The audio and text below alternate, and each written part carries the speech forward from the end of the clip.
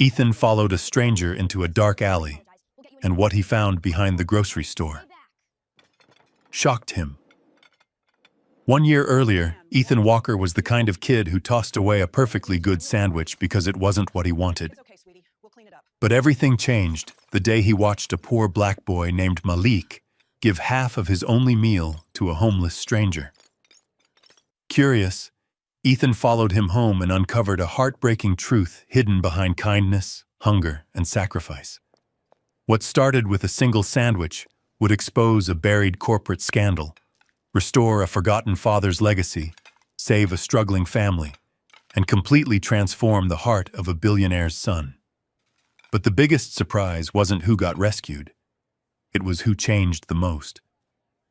The lunch crowd filled the restaurant, with the soft clatter of silverware and quiet conversations. Sunlight streamed through the tall windows overlooking downtown Chicago, reflecting off polished glass and expensive decor. It was the kind of place where business deals were signed over lunch, and where nobody ever worried about the cost of a meal. 12-year-old Ethan Walker sat in a leather booth near the center of the room, staring at the plate that had just been placed in front of him. His expression darkened immediately. I am not eating this sandwich. "What is this?" The waitress blinked. Enjoy your lunch. "Your sandwich, sweetheart." I told you. "That's not what I ordered. Mayonnaise on this. It's the Turkey Club. Cold. Just like I wanted the grilled chicken one." The woman hesitated. Oh dear, I apologize. "I'm sorry. Immediately. I can have the kitchen." Stay back. But Ethan never let her finish. With a sharp movement, he shoved the plate away. The sandwich slid across the table. The plate crashed onto the floor. Glass shattered. The sound cut through the restaurant like a gunshot. Conversations stopped. Heads turned. Pieces of bread, lettuce, turkey, and fries scattered across the polished tiles. For a moment, nobody moved. Then an older employee hurried over. Her name tag read, Mrs. Carter. She was a black woman in her late 60s with silver hair tucked neatly beneath a work cap. Her knees clearly hurt as she lowered herself to the floor. Without saying a word, she began picking up the mess. One piece at a time. Ethan crossed his arms. "I didn't order that." Clean this up and bring me a new one. Mrs. Carter looked up briefly. There was no anger in her eyes, only sadness. A sadness Ethan didn't notice. "Of course, honey," Don't you worry about it. she said Get this softly. cleaned up. "We'll get you something else." A few tables away, people exchanged uncomfortable glances. The restaurant manager rushed over and apologized repeatedly. Within minutes, another meal was being prepared. The entire incident seemed to disappear, at least for everyone except Mrs. Carter. As she carried the broken plate away, she paused for just a second. Her gaze lingered on the untouched sandwich lying in the trash bin. Then she quietly returned to work. Ethan had already forgotten about it. 2 hours later, he sat in the back seat of a black SUV weaving through Chicago traffic. His father, Richard Walker, sat beside him, focused on emails flashing across his phone. Richard Walker was one of the wealthiest men in Illinois. His technology company employed thousands. His face appeared in magazines. His schedule was planned months in advance. Yet despite all that success, he often struggled to understand his son. "Dad." Richard didn't look up. "Can I get the new X-Drone? The one that costs $800? It's actually $900. Richard smiled faintly. "Even better." "Everyone at school is getting one." "Everyone?" "Basically." Richard finally lowered his phone. "You have 3 drones already. They're old. They're 6 months old. They're still old." Richard laughed softly. "You sound exactly like me when I was 12. Did your dad buy you everything?" "No." The answer surprised Ethan. "No." "Nope." Richard returned to his emails. And maybe that was a good thing. Ethan sighed dramatically and stared out the window. The city rolled by. Brick buildings, street vendors, Coffee shops, people rushing through their afternoons. The SUV stopped at a red light. Ethan barely paid attention until he noticed someone standing beneath a flickering neon sign at an old bus stop. A boy, about his age, maybe younger. His hoodie looked worn. His sneakers were held together by faded tape. A black backpack hung from one shoulder. The boy sat alone on the bench. In his hands was a sandwich wrapped in paper. For a moment, Ethan assumed he was about to eat. Then something unexpected happened. An elderly homeless man approached the bus stop. His coat was thin despite the cold wind. His beard was gray. His shoulders slumped with exhaustion. The man looked hungry, very hungry. The boy looked down at his sandwich, then at the man. Without hesitation, he unwrapped it, tore it exactly in half, and handed over the larger piece. The homeless man stared. "You sure?" The boy nodded. "Yeah. But what about you?" "I'm okay." The old man accepted it slowly. His eyes filled with gratitude. "Thank you." The boy simply smiled, then sat back down, holding only the smaller half. Ethan felt something strange tighten inside his chest. He couldn't explain it. The image didn't make sense. The boy looked hungry. His clothes looked old. His backpack looked nearly empty. Yet he had just given away half of his food. Not because someone told him to. Not because anyone was watching. Simply because he wanted to. "Dad." Richard glanced up. "What is it?" "That kid." "What kid?" "The one at the bus stop." Richard followed his gaze. He saw the homeless man, the sandwich, the boy, and he immediately understood what Ethan was seeing. "That's nice," Richard said quietly. "But why would he do that?" Richard studied the scene for a moment, then answered, "Maybe because he knows what it feels like to be hungry." The words landed heavily. Ethan looked back toward the window.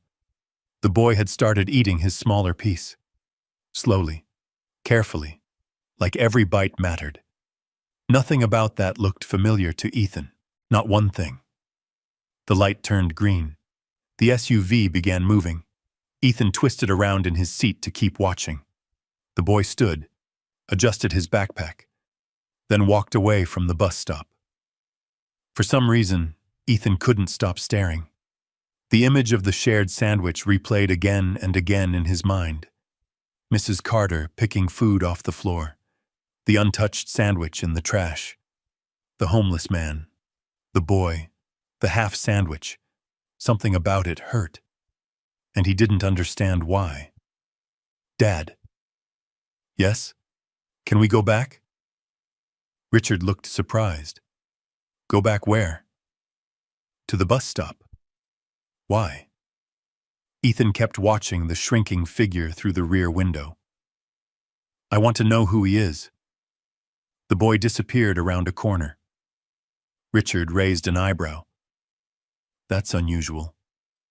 "What is?" "You being interested in somebody else."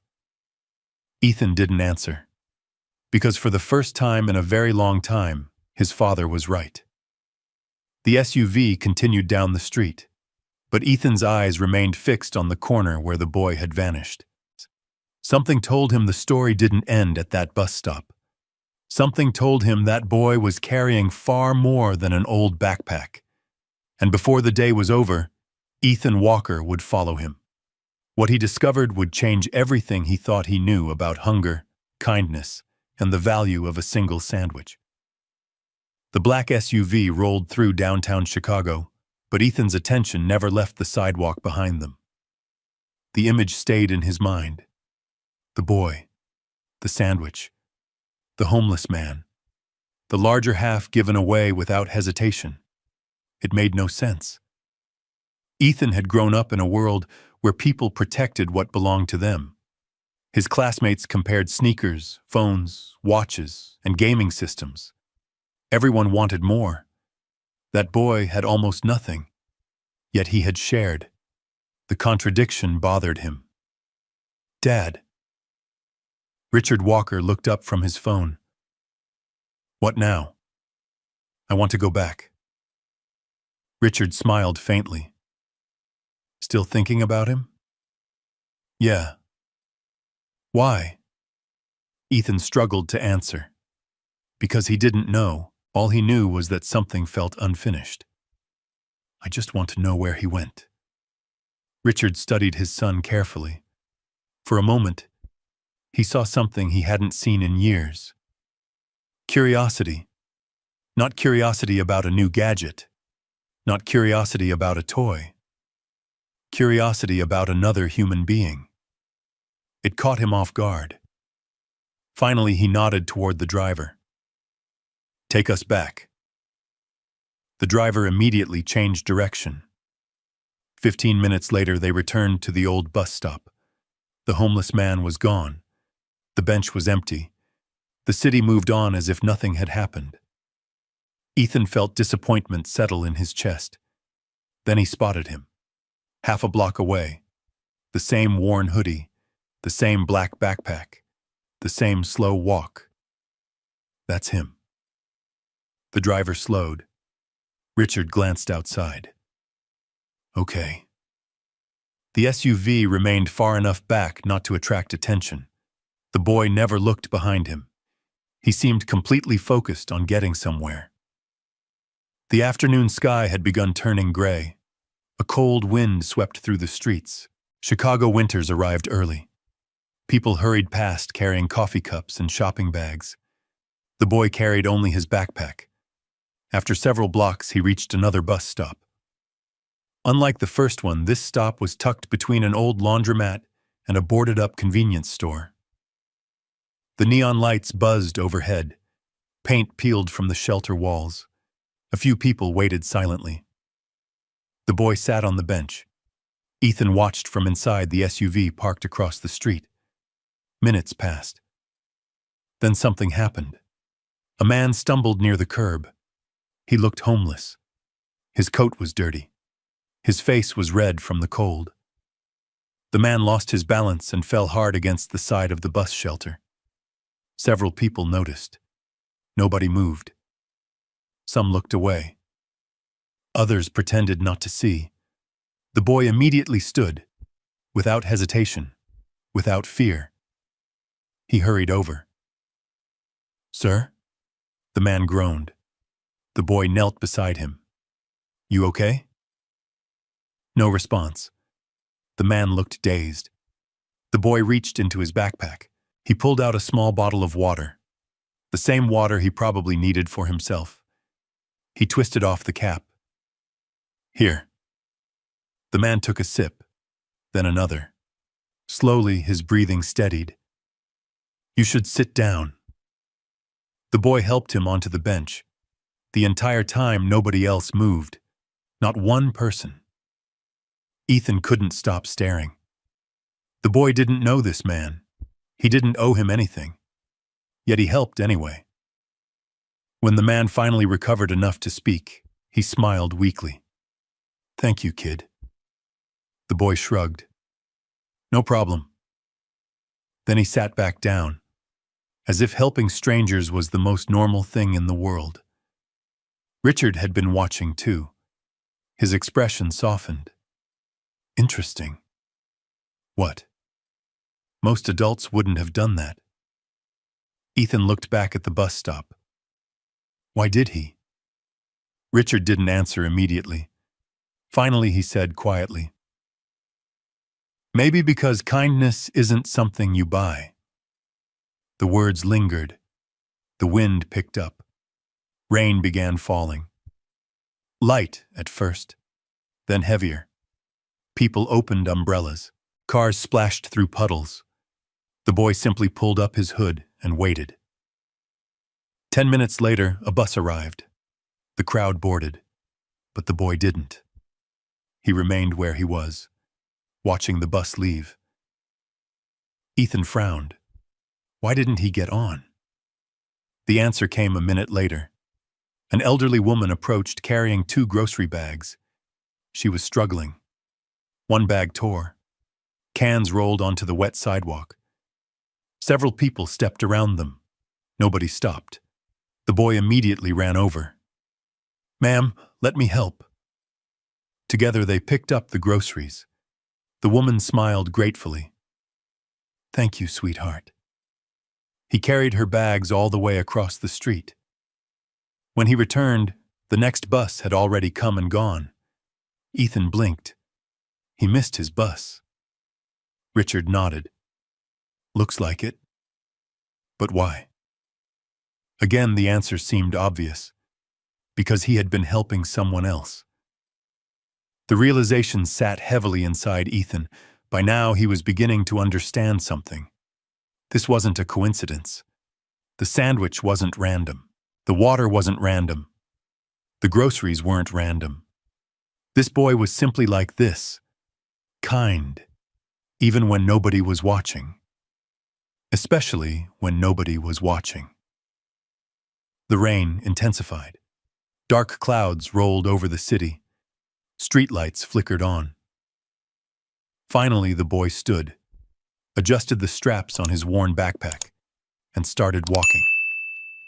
Not toward downtown, not toward the nicer neighborhoods, toward the south side, toward streets that gradually looked older, poorer, more forgotten. The SUV followed from a distance. Richard checked his watch. 10 more minutes. Why? Because after 10 minutes, this becomes stalking. Ethan almost smiled, but he couldn't stop watching. The boy crossed another intersection, past a church, past a community center, past a closed pharmacy. Then something strange happened. Instead of heading home, he turned into a narrow alley behind a large grocery store. Ethan sat upright.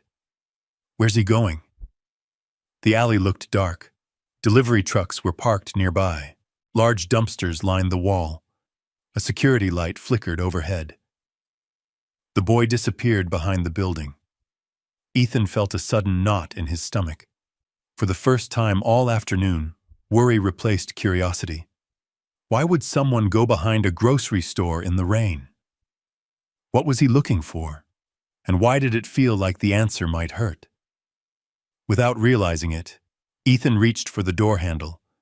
His eyes never left the alley, because something told him the real story was only beginning. And whatever waited behind that grocery store was far worse than anything he had imagined from the comfort of the back seat of a billionaire's SUV.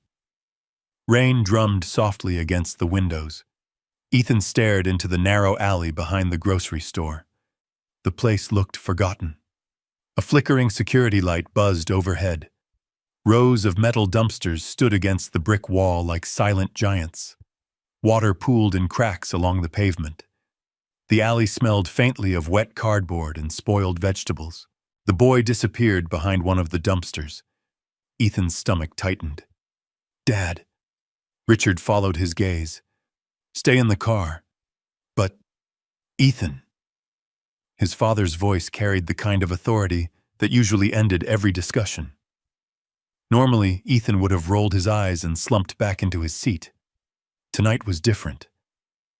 For some reason, he couldn't stop thinking about that half sandwich, about the water bottle, about the groceries, about the way the boy kept helping people despite having so little himself.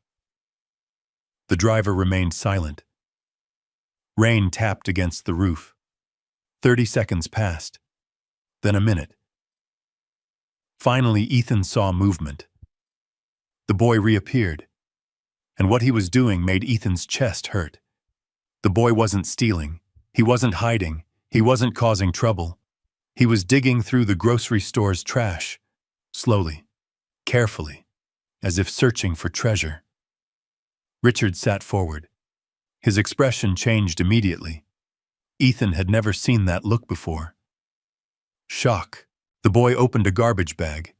He examined something, shook his head, set it aside, then opened another. Eventually, he found a sealed container. His face brightened. Not because it was something valuable, because it was food. The container disappeared into his backpack. Then another. Then another. Ethan swallowed hard. No way. Richard remained silent. The boy moved from dumpster to dumpster, checking expiration dates, inspecting packages, only taking things that still looked safe. His movements were practiced, experienced, like someone who had done this many times before. The realization landed heavily. This wasn't an emergency. This was routine. This was survival. Ethan looked down at his own hands. Just hours earlier, he had thrown away a perfectly good sandwich because it wasn't exactly what he wanted. Now he was watching another kid search through trash for food. The contrast made him feel sick. The rain intensified. The boy's hoodie darkened with water. Still, he kept searching. A sudden shout echoed through the alley. "Hey!" The boy froze. A security guard emerged from a side door. Tall, middle-aged, heavy-set. His flashlight cut through the darkness. "What do you think you're doing?" The boy immediately stepped back.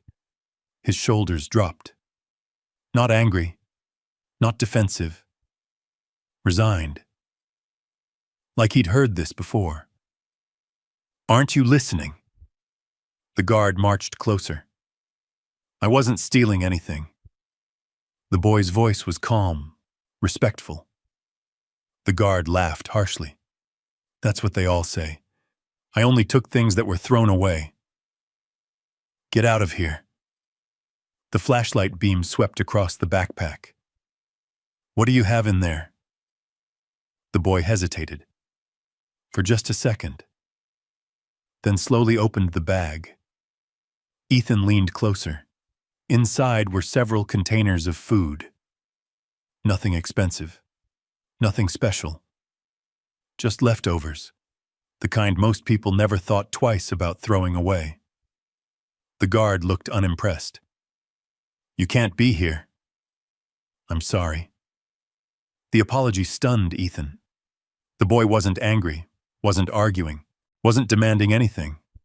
He was apologizing for being hungry, for trying to find food, for existing in the wrong place. Something about that felt deeply unfair. The guard pointed toward the street. "Move along." The boy nodded. "Yes, sir." Then he zipped up the backpack. Before leaving, he stopped. Near another dumpster sat a soaked cardboard box. Inside was a tiny orange kitten shivering in the rain. The boy immediately knelt. The guard groaned. "What now?" The kitten meowed weakly. Without hesitation, the boy removed his own hoodie. Despite the cold, despite the rain, despite having almost nothing. He wrapped the kitten inside the dry lining. "It's freezing." The guard shook his head. "You can't save every stray animal." The boy gently lifted the kitten. "Maybe not." Then he smiled. "But I can help this one." For a moment, nobody spoke. Even the guard seemed caught off guard. The boy tucked the kitten carefully against his chest, then disappeared into the rain. The alley fell silent. Inside the SUV, Ethan couldn't breathe. Not because he was scared, because something inside him was changing. He didn't have words for it. He only knew the feeling was uncomfortable, like discovering a truth he'd spent his entire life avoiding. Richard leaned back slowly. His phone sat untouched in his lap. For perhaps the first time all day, business wasn't occupying his thoughts. The boy occupied them. "Dad." Richard looked at his son. "What?" Why did he say sorry? Richard knew exactly what Ethan meant. Why apologize for looking for food? Why apologize for being poor? Why apologize for trying to survive? The answer wasn't simple, and somehow that made it worse. "Sometimes," Richard said quietly, People get treated badly for so long that they start apologizing even when they've done nothing wrong. The words lingered. Outside, the boy reached the end of the block, still carrying the kitten, still carrying the backpack, still carrying burdens Ethan couldn't imagine. The SUV followed from a distance. The city slowly changed around them. Bright storefronts disappeared. Luxury apartments gave way to aging buildings. Streetlights became fewer. Roads became rougher. Graffiti covered brick walls. Old train tracks cut through neighborhoods forgotten by most of Chicago. Yet the boy kept walking, block after block. The rain finally eased. Night settled across the city. The glowing skyline shimmered in the distance like a different world. A world Ethan suddenly realized this boy probably never experienced. Then the boy turned into a neighborhood unlike anything Ethan had ever seen. Tiny houses, broken fences, dim porch lights, rusting cars parked along cracked curbs. The kind of place people drove past without noticing. The kind of place that never appeared in magazines. The boy hurried toward a small house near the elevated train tracks. Its windows were patched with tape. The porch sagged slightly. A single yellow light glowed through the curtains. Then something happened. The moment the boy reached the front steps, the door flew open. A little girl rushed outside. She couldn't have been older than 6.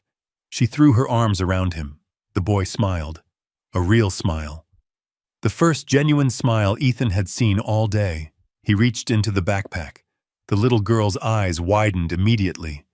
Not because she expected toys, not because she expected gifts, because she expected food. Ethan felt another painful twist in his chest. The boy wasn't collecting food for himself. He had been bringing it home. The entire time. To someone waiting. Someone depending on him. Someone who loved him. The little girl hugged him again. And for the first time that evening, Ethan realized the story was bigger than one hungry boy. Much bigger.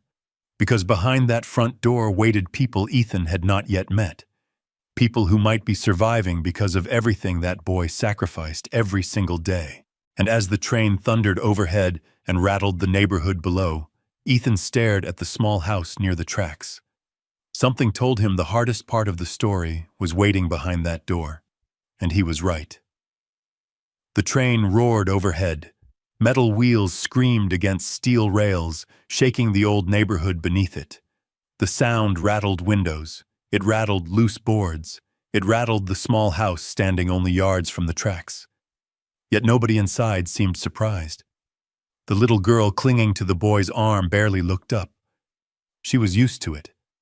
That realization alone hurt Ethan more than he expected. People weren't supposed to get used to living like this. At least that's what he thought.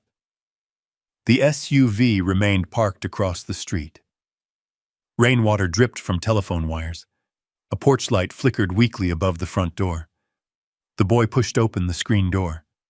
The little girl followed him inside. For several seconds, Ethan stared at the house. Then he looked at his father. "Can we leave now?" The question surprised even him. A few hours earlier, he had been determined to follow the boy.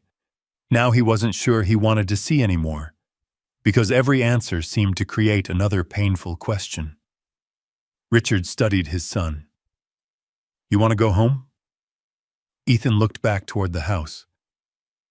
"No." The answer came quietly. "I want to know." Richard nodded slowly. Neither of them moved. The front curtain shifted slightly. A shadow crossed the window. The boy was inside. The family was inside. And somehow that house felt more alive than many of the mansions Ethan had visited with his father. After a moment, Ethan opened the door. "Dad." "Ethan." "I just want to look," Richard sighed. Then, to Ethan's surprise, he stepped out too. The cold evening air wrapped around them. Together they crossed the street. The closer they got, the more details emerged. The porch steps were cracked. The paint had faded years ago. One corner of the roof had been patched with mismatched shingles, but everything was clean. Remarkably clean. The tiny flower box beneath the window held fresh soil. Someone had planted flowers there once. Someone still cared. Richard noticed it too. People who had completely given up rarely cared about flowers. A warm yellow glow spilled through the curtain. Ethan hesitated near the side of the house. Then he carefully looked through the window. What he saw made him stop breathing. The boy had emptied his backpack onto the kitchen table. Containers of food, a few apples, half a loaf of bread, several packaged salads. The rescued kitten sat inside a cardboard box lined with towels. The little girl squealed with delight. "Can we keep him?" The boy laughed softly. "We'll see." It was the first time Ethan had heard him laugh. The sound felt strange, because it didn't match the hardships he had witnessed all day, yet somehow it made him seem stronger. The little girl reached for one of the food containers. The boy gently stopped her. "Wait. Why? Let's get Mom first." "Mom."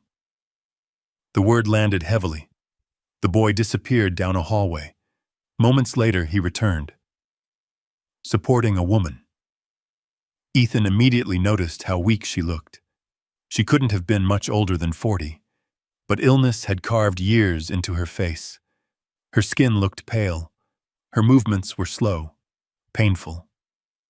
The little girl rushed to pull out a chair. The woman smiled. "Thank you, Lily."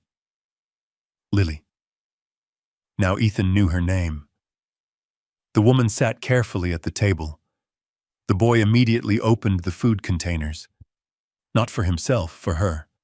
Every movement was automatic, practiced, like he had done it hundreds of times. The realization hit Ethan hard. This wasn't a child helping once in a while. This was a child carrying responsibilities far beyond his age. The woman looked at the food, then at her son. "You found all this?" "Yeah. You should have kept more for yourself." "I'm fine." The answer came too quickly, too automatically. The woman knew it too. So did Ethan. So did Richard. The boy wasn't fine. He was hungry, but he smiled anyway. The little girl began eating immediately. The woman took a few bites. Then she looked at her son again. "Did you eat?" "At the shelter." A lie. A simple lie. Yet Ethan knew it instantly, because he'd watched every moment. The bus stop, the sandwich, the alley, the dumpsters, the groceries, the kitten. The boy had barely eaten all day. The woman seemed unconvinced, but she didn't push further. Perhaps because she wanted to believe him. Perhaps because mothers sometimes recognize sacrifices they don't want to acknowledge. The train thundered overhead again. The house trembled. Lily giggled. Apparently she found it funny. For a brief moment the family looked almost normal, almost peaceful. Then the woman started coughing. At first it sounded harmless. Just a cough. Then another. And another. Her body folded forward. The coughing became violent, painful. Lily froze. The smile vanished from the boy's face. "Mom?" The woman tried to answer. Couldn't. The coughs kept coming. A glass slipped from her hand. It shattered on the floor. Ethan jumped. Inside the house, panic erupted. The boy rushed to her side. "Mom!" Lily started crying. The woman struggled to breathe. One hand gripped her chest. The other clutched the edge of the table. Richard's expression changed immediately. Years of business negotiations disappeared. In their place stood a father, a human being, someone recognizing genuine distress. "We need to help." Before Ethan could answer, Richard was already moving. The front porch creaked beneath his shoes. He knocked firmly. Inside the house, everyone froze. The boy looked toward the door. Fear flashed across his face. Fear, not curiosity. Fear, as if unexpected visitors rarely brought good news. Richard knocked again. The boy slowly approached. He opened the door a few inches, then stared. A wealthy stranger stood on the porch. Behind him stood Ethan. For several seconds, nobody spoke. The woman continued coughing in the background. The little girl sobbed quietly. The boy instinctively stepped in front of them. Protective. Guarded. Ready. "Can I help you?" His voice trembled. Richard looked past him toward the struggling woman. "I think your mother needs a doctor." The boy's eyes widened, then narrowed. Suspicion. Distrust. The kind built from years of disappointment. "We're okay. No, you're not." The answer came gently, not cruelly, not judgmentally. Simply honestly. The boy swallowed. His hands tightened. For a moment, Ethan thought he might slam the door. Instead, he looked back toward his mother. Another coughing fit shook her body. Lily cried harder. The boy's brave expression cracked. Only slightly. But enough. Enough for Ethan to finally see what had been hiding underneath all day. Exhaustion. Fear. Loneliness. A 12-year-old trying desperately to hold together a family that was falling apart. And suddenly Ethan understood something. The sandwich had never been the story. The bus stop had never been the story. The dumpsters had never been the story. They were only symptoms, pieces of something much larger, much sadder. The boy looked at Richard again, then at Ethan, then back toward his mother. And for the first time all evening, he looked completely helpless. The train passed overhead once more. The house shook violently.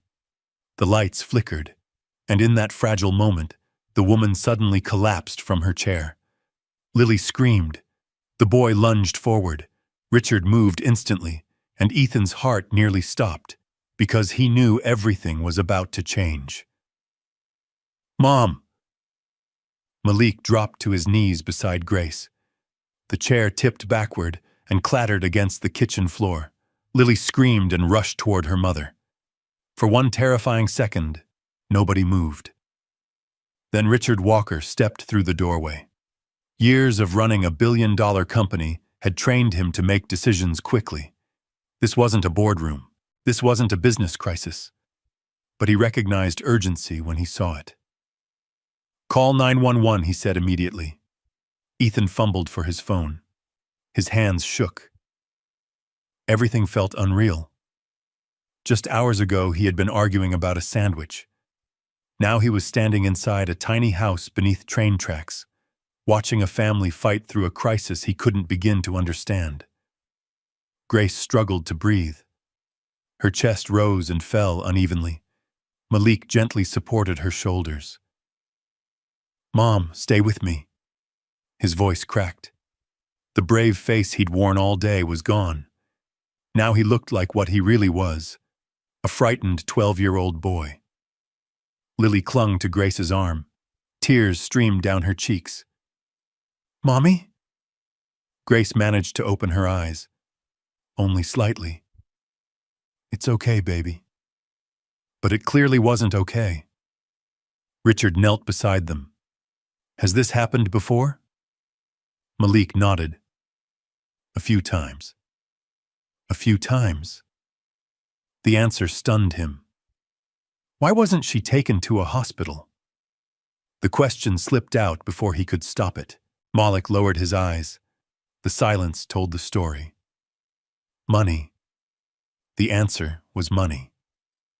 The house trembled as another train thundered overhead. For a moment, nobody spoke. Then distant sirens echoed through the neighborhood.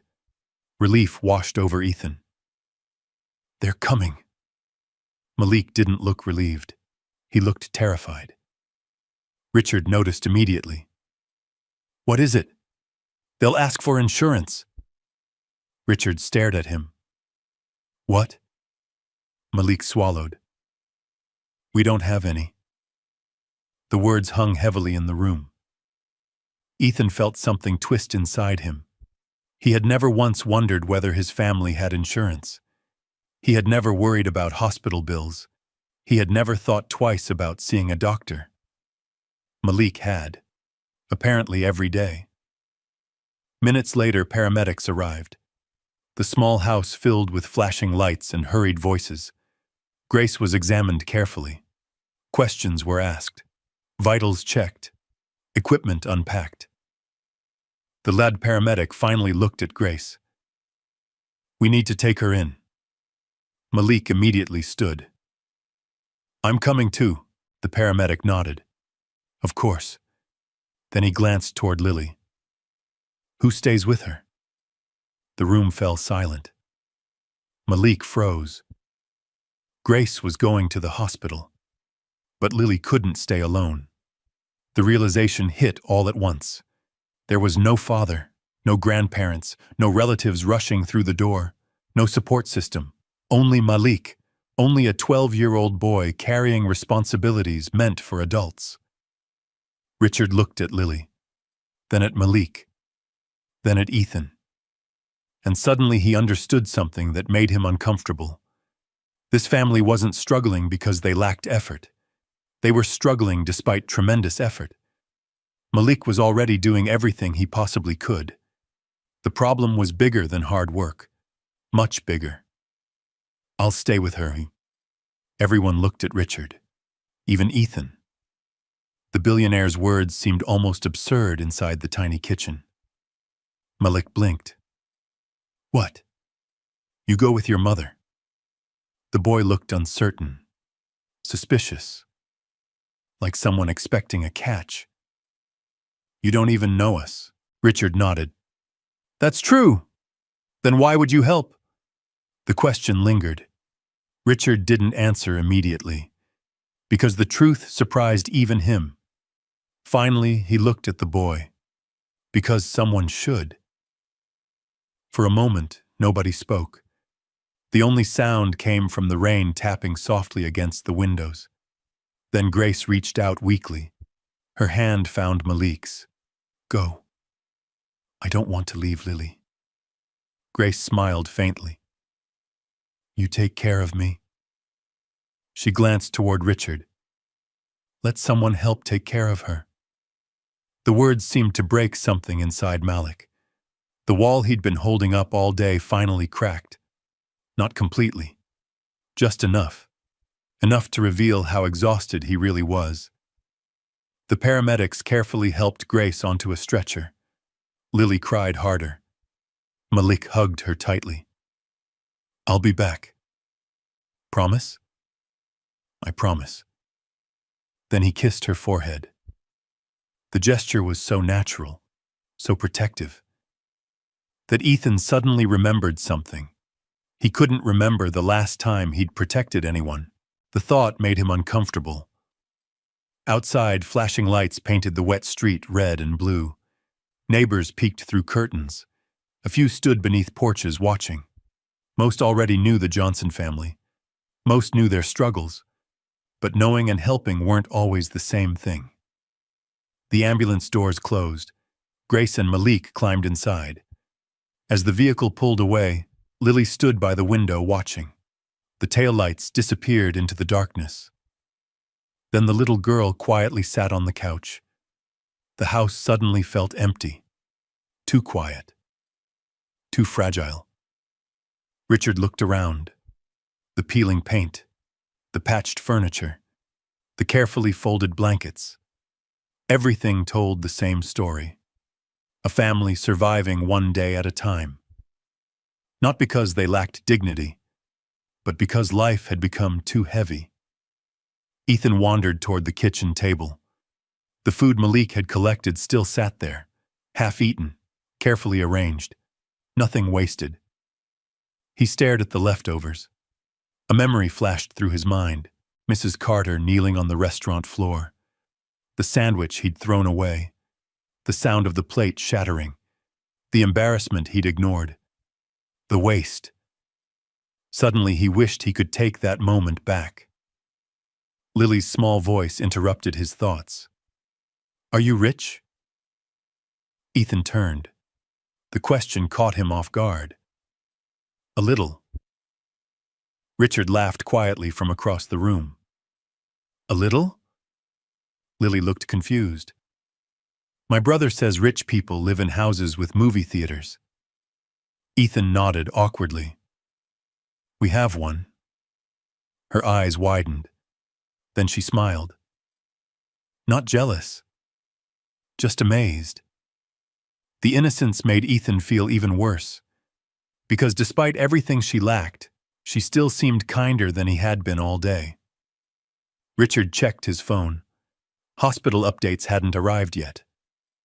He paced slowly through the room. Then he noticed something framed on a shelf. A photograph. He picked it up. A man stood smiling beside Grace. One arm around Malik, the other around a much younger Lily. The father. Richard studied the image. The man's expression carried confidence, pride, purpose. He didn't look like someone who abandoned his family. He looked like someone who had loved them deeply. "What happened to him?" Richard asked quietly. Lily's smile faded. "He went to heaven." The answer was simple, childlike, painfully direct. Richard carefully set the photo down. Something about that picture unsettled him. Questions began forming, questions he couldn't yet answer. Who had this man been? What had happened to this family? How had things become so difficult? And why did it feel like the answers were hiding somewhere just beyond reach? Hours later, Richard drove Ethan toward the hospital. The city lights blurred against rain-covered windows. Neither spoke much. Both were lost in thought. Finally, Ethan broke the silence. "Dad." "Yeah?" "We have to help them." Richard stared ahead. His jaw tightened. The businessman inside him wanted solutions, donations, checks, resources, simple answers. But tonight didn't feel simple. "No one should have to live like that," Ethan said quietly. Richard nodded. "I know. But money won't fix everything." The words surprised both of them, because they came from Ethan, not Richard.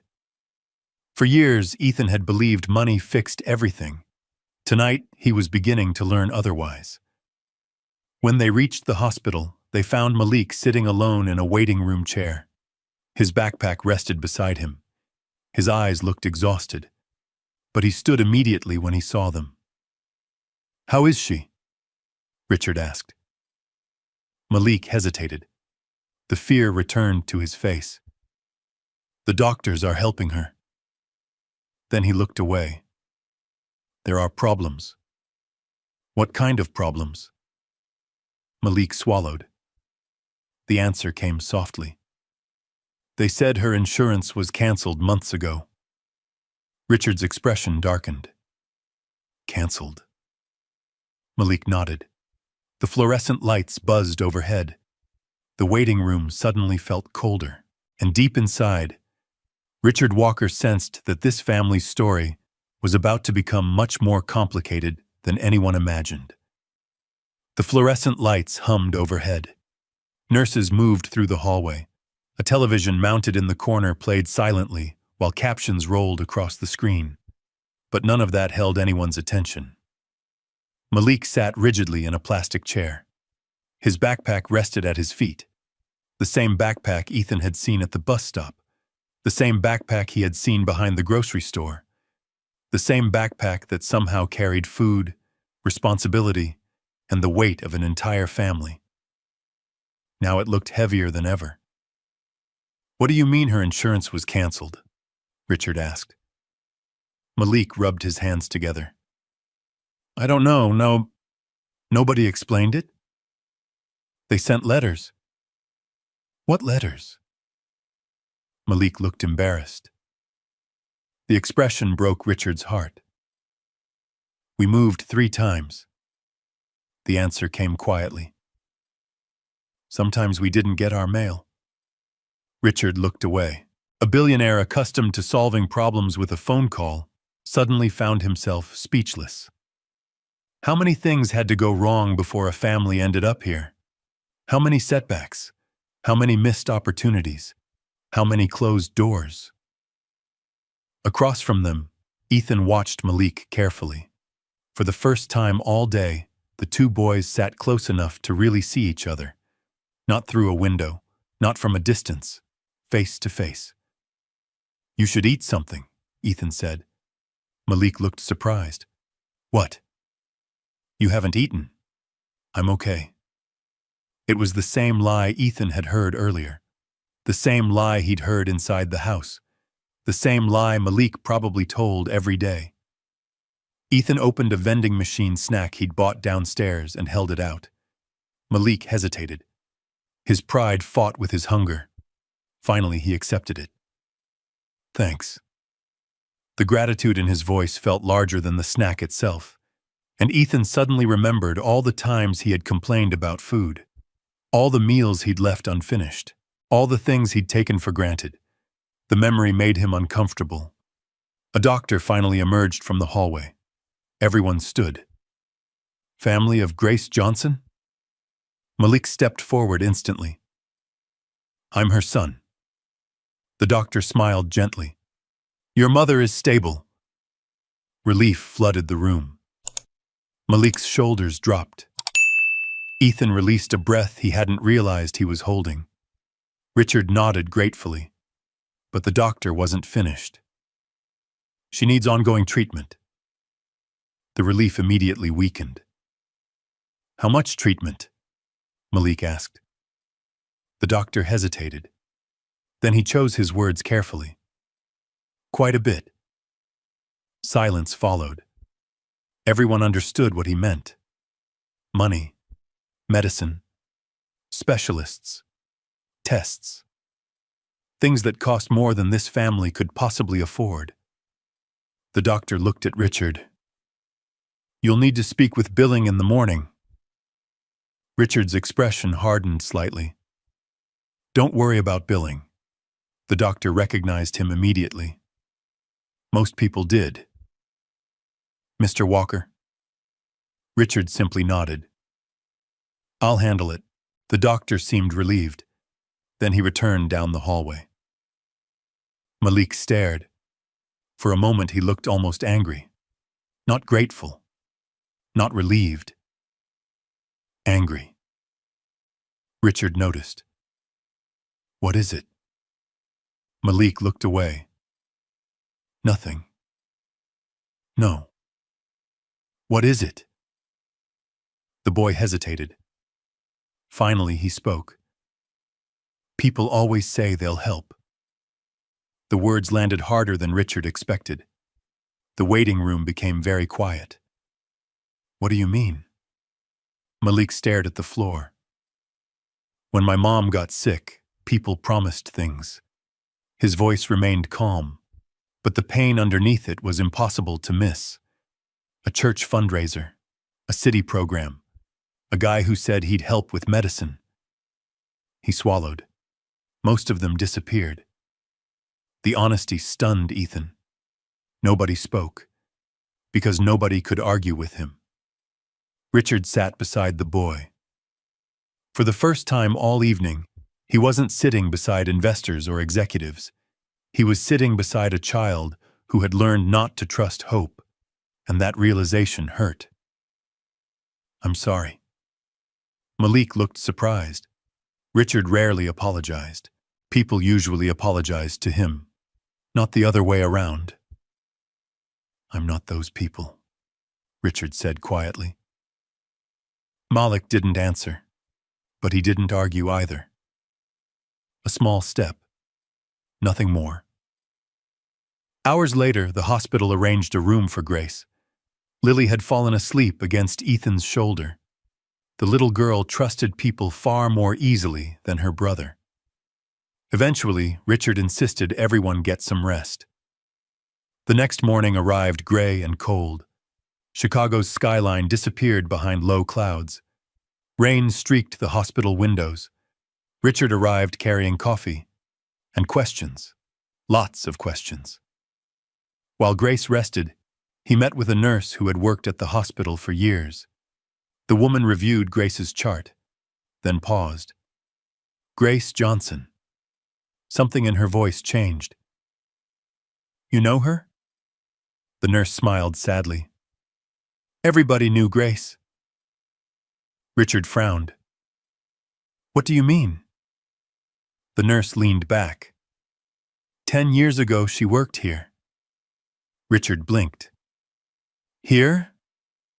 The nurse nodded. One of the best nurses we ever had. The statement surprised him. Very little about Grace's current situation suggested that history. The nurse continued. She worked double shifts, covered holidays, stayed late when other people went home. Patients loved her. Richard listened carefully. The image forming in his mind didn't match the assumptions many people would make. This wasn't someone who had spent years avoiding responsibility. This wasn't someone waiting for rescue. This was someone who had built a life. Someone respected. Someone valuable. What happened? The nurse's smile faded. Life. One word. Yet it carried enormous weight. The nurse glanced toward Grace's room. Her husband died. Medical bills piled up. Then she got sick herself. Richard remained silent. The nurse shook her head. I still can't believe it. What, seeing her struggle? The woman looked genuinely saddened. Good people aren't supposed to end up like this. The statement followed Richard long after the conversation ended. Good people aren't supposed to end up like this. Yet somehow they did. Every day. Later that afternoon, Richard stood outside Grace's hospital room. Inside, Malik sat beside his mother. Lily-colored pictures with crayons a volunteer had brought. The scene looked peaceful, fragile, temporary. Grace noticed Richard first. She smiled weakly. You helped my children. Richard stepped inside. They would have done the same for someone else. Grace looked toward Malik. A look passed between them.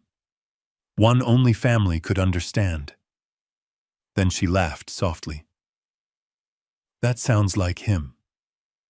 Malik lowered his eyes, embarrassed. Richard found himself smiling. For all the hardship he'd witnessed, one thing remained remarkably intact. Kindness. Not because life had been easy, but despite the fact that it hadn't. Then Grace said something unexpected. My husband was like that too. Richard paused. Marcus? Her eyes widened. How do you know his name? Richard glanced toward the family photo sitting on the bedside table. Grace followed his gaze. The room grew quiet. Outside the window, rain continued falling over Chicago.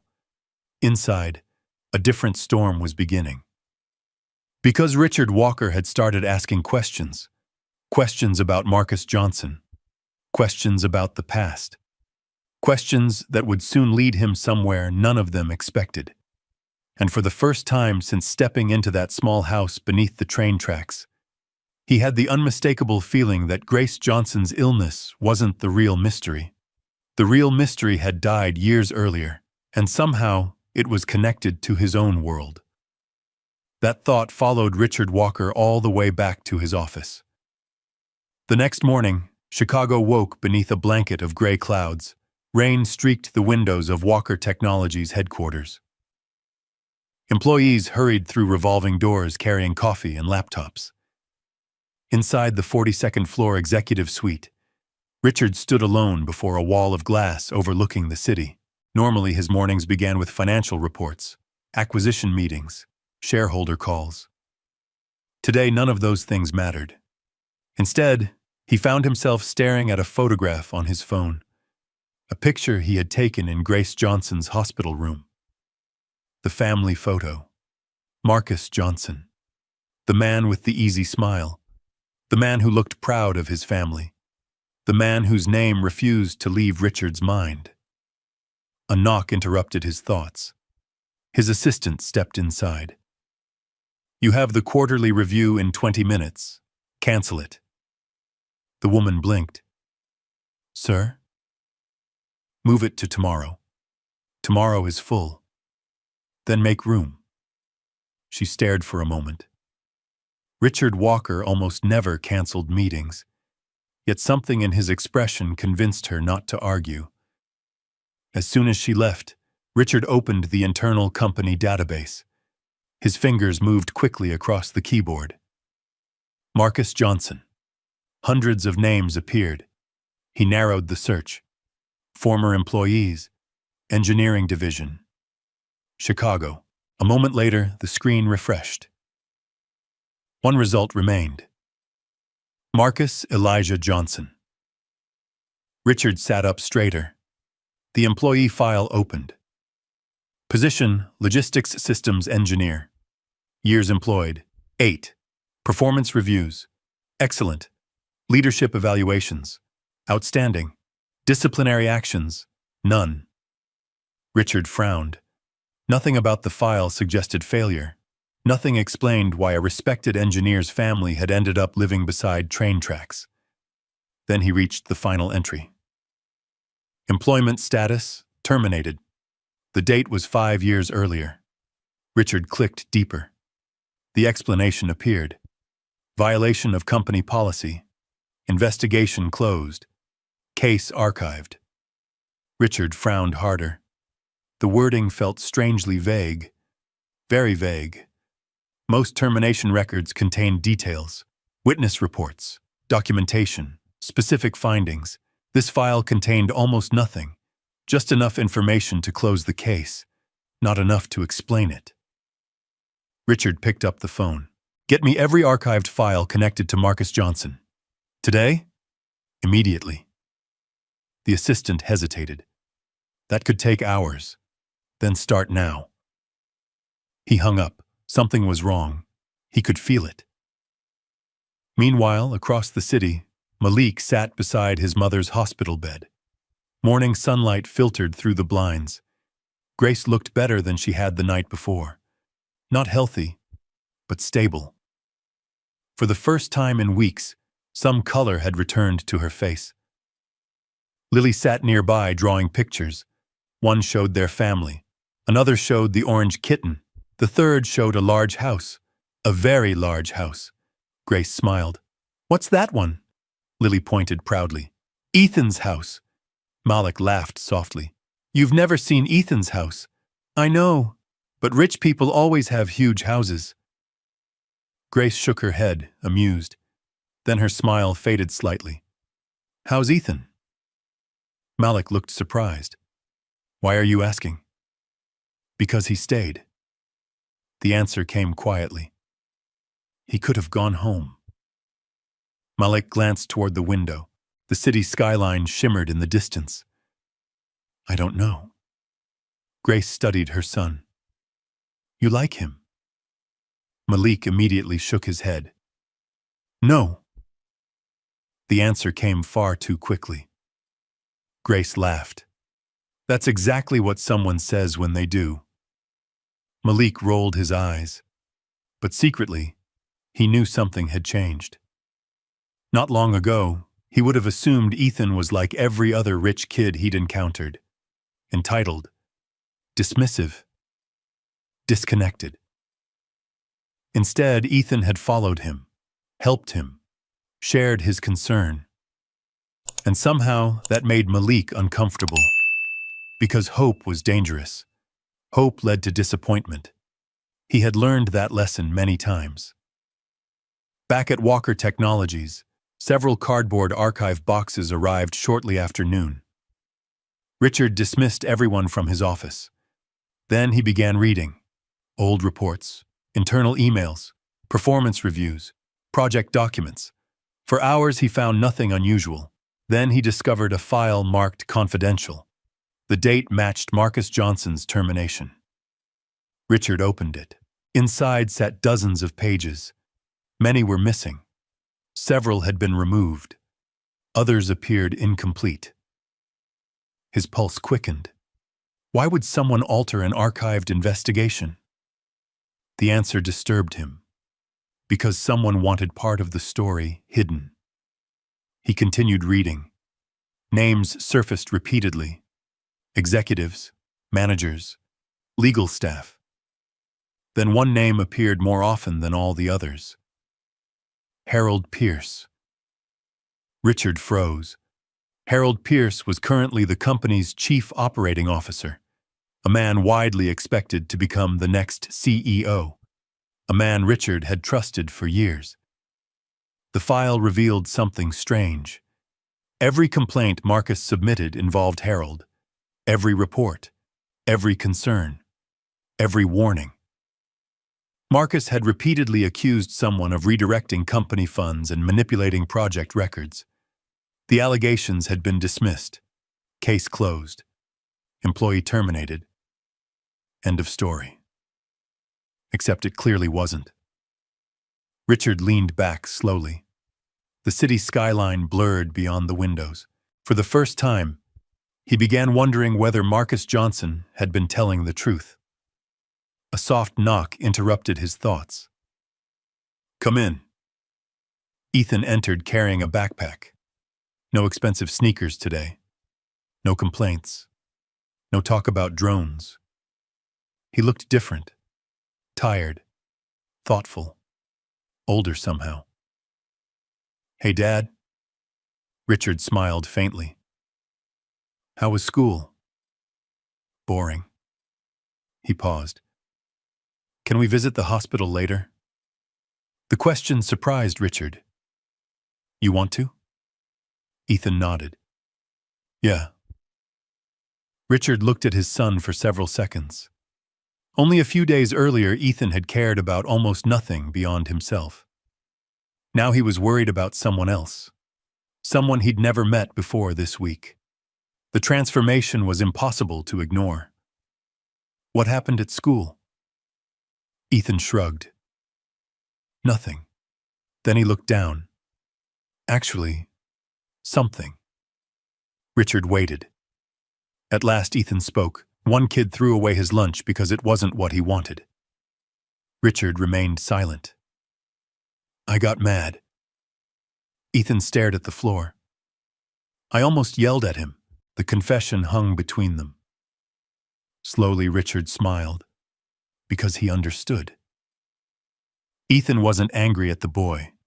He was angry at the version of himself he used to be, and maybe still was. That's called learning. Ethan looked up. "It feels terrible." Richard nodded. "It usually does." Late that afternoon, father and son arrived at the hospital. Lily immediately ran toward Ethan. The little girl held up a drawing. "Look." It showed 4 stick figures. Grace, Lily, Malik, Ethan. The sight made Ethan laugh. "Where's your mom?" Lily pointed. "She's resting." Malik emerged from the hallway carrying snacks from a vending machine. When he spotted Ethan, he smiled slightly. The gesture lasted less than a second, but it was genuine. And Ethan noticed. For the first time. They weren't strangers anymore. While the boys talked quietly, Richard stepped into Grace's room. She was awake. Reading, or at least trying to. The book rested unopened in her lap. She already knew something was troubling him. "I've seen that look before." Richard pulled up a chair. "What look?" "The one that says you're chasing answers." For a moment he almost laughed. Then he became serious. "Grace." She looked up. "What really happened to Marcus?" The room grew very quiet. Outside, a helicopter crossed the skyline. Inside, Grace stared at him. A shadow passed through her eyes. Pain. Old pain. The kind that never completely leaves. He tried to do the right thing. Her voice barely rose above a whisper. He always did. Richard waited. Grace swallowed. Then she looked toward the family photograph sitting beside the hospital bed. The same photograph he had seen before. The same smile. The same family. He found something at work. Richard felt his pulse quicken. What kind of something? Grace looked directly at him. The kind that got him fired. Silence filled the room. Then she added 6 words that made Richard's blood run cold. And maybe got him killed, too. The city lights flickered on beyond the hospital windows. Night settled over Chicago. And for the first time, Richard realized this wasn't just a story about a struggling family. It was a story about a buried truth. A truth someone had worked very hard to keep hidden. And the closer he got to Marcus Johnson's past, the more dangerous that truth began to feel. For the next several days, Richard Walker found himself thinking about Marcus Johnson far more than quarterly earnings reports. The feeling was strange, uncomfortable. He had built his career by focusing on numbers, strategies, and outcomes.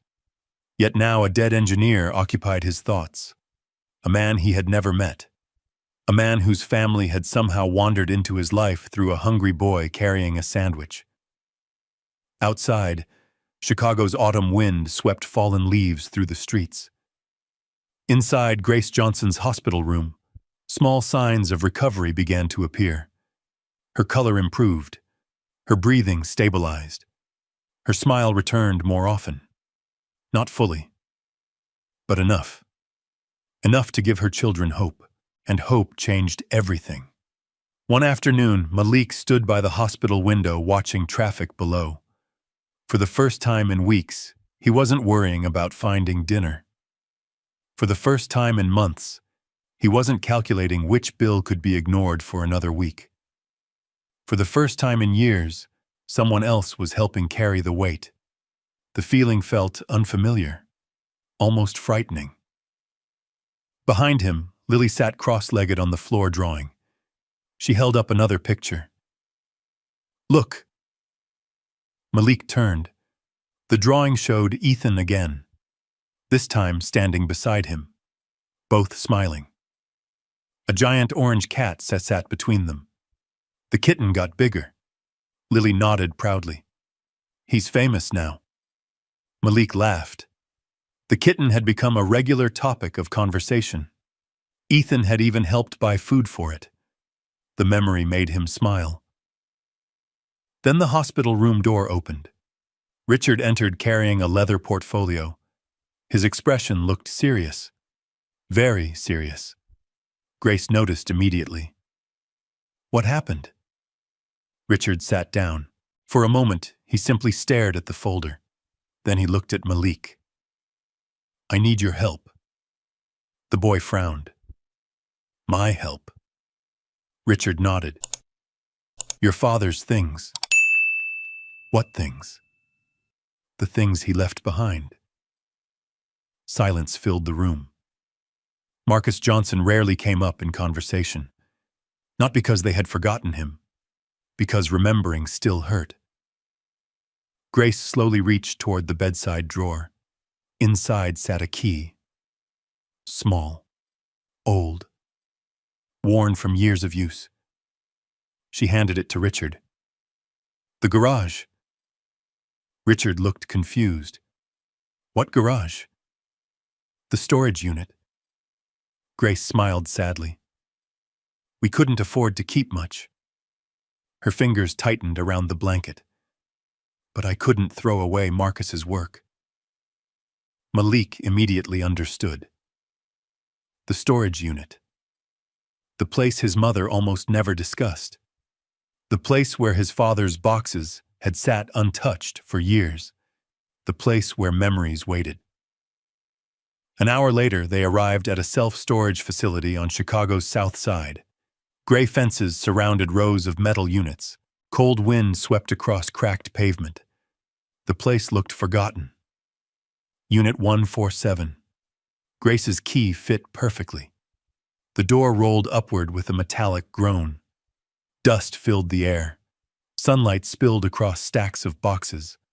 Old furniture, tool chests, photographs, and memories. Lots of memories. Malik stepped inside first. His footsteps echoed softly. Everything smelled like cardboard and time. Lily wandered carefully among the boxes. Then she spotted something. Daddy's bike. A rusted bicycle leaned against the wall. Marcus's bicycle, the one he used to ride to work. Grace looked away. The sight hurt too much. Richard began sorting through boxes, employee records, tax forms, family albums, engineering notebooks. The deeper they searched, the more Marcus came alive, not as a victim, not as a tragedy, but as a man, a father, a dreamer. Then Malik found something, a shoebox, old, dust-covered, taped shut. His heart skipped. He recognized it instantly. His father used to keep important things inside it. Carefully, he opened the lid. Inside sat dozens of documents, handwritten notes, technical drawings, blueprints, design sketches. Richard's eyes widened. He immediately recognized the material. These weren't random papers. They were logistics designs, advanced ones, years ahead of their time. Richard slowly lifted one page, then another, then another. The more he examined them, the more stunned he became. Marcus Johnson hadn't simply been an engineer. He had been brilliant. Some of the ideas resembled systems Walker Technologies currently used. The realization made Richard's stomach tighten. Very few people could create concepts at this level. Then why had Marcus been fired? The question grew louder, more disturbing. Before Richard could continue, another item caught Malik's attention, a faded photograph. Marcus stood beside several coworkers. Everyone wore company badges. Everyone smiled, except one man, a tall executive standing near the center. The man's expression looked cold, controlled, almost annoyed. Richard froze. He knew that face. Harold Pierce, the current chief operating officer, the man whose name kept appearing throughout the archived reports. Richard carefully took the photograph. His pulse quickened.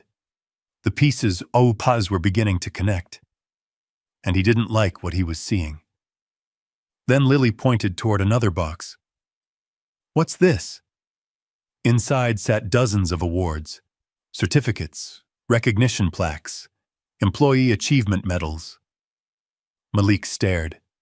His father had never talked much about work.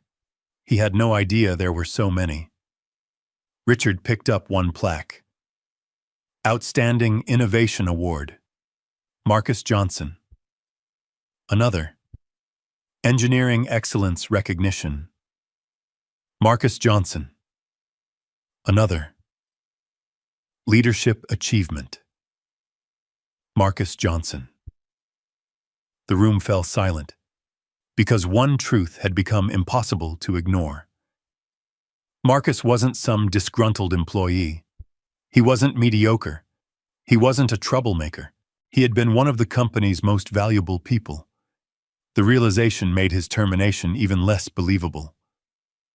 Hours later, Richard requested something unusual. He wanted Malik and Lily to accompany him downtown, to company headquarters. "We need to verify some things." Malik immediately looked uncomfortable. "At your office?" Richard nodded. The boy hesitated. Corporate buildings weren't places people like him usually entered. At least that's what life had taught him. The next morning they arrived. Walker Technologies towered above downtown Chicago. Glass walls reflected sunlight. Employees hurried through revolving doors. Luxury cars lined the curb. Everything felt worlds away from the neighborhood beneath the train tracks. Malik instinctively adjusted his worn hoodie. Lily gripped his hand. Ethan joined them at the entrance. "You ready?" Malik wasn't, but he nodded anyway. The lobby stretched upward several stories. Marble floors gleamed. Water features flowed quietly along polished walls. People in suits moved confidently through security checkpoints. Then it happened. The moment Malik had secretly expected. The receptionist looked at him, then at Lily, then at their clothes. Her smile disappeared. "Can I help you?" The tone had changed, subtly, but unmistakably. "We're here with Mr. Walker," Ethan said. The receptionist barely glanced at him. Her attention remained fixed on Malik. "Do you have an appointment?" Richard had stepped away to take a call. He wasn't there. Not yet. The receptionist folded her arms. Several nearby employees looked over. One security guard slowly approached. The familiar feeling returned. The same feeling Malik experienced at the grocery store, at the bus stop, in certain neighborhoods, in certain stores.